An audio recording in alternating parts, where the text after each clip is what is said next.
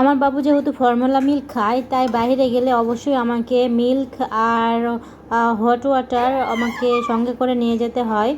তো সেই কারণে আমি যেগুলো কিনেছি বাবুর মিল্ক আর পানি নিয়ে যাওয়ার জন্য, সেগুলোই আজকে আপনাদের সাথে শেয়ার করলাম।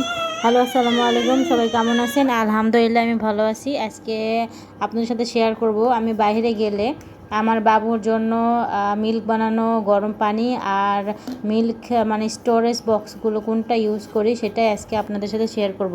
তো দেখতে পাচ্ছেন এই লাল কালারের এই ওয়াটার হিটার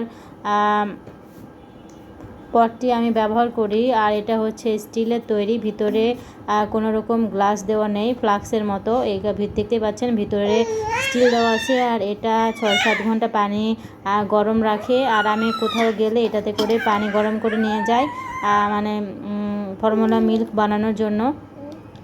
এটাতে নিলে পানি ঠান্ডা হয়ে যায় না, এটা হিট অ্যান্ড কুল। আর এটাতে আমি অনেক সুবিধা পাই। আর এই বক্সগুলো হচ্ছে এই বক্সগুলো মূলত টিফিন ক্যারিয়ারের মতো।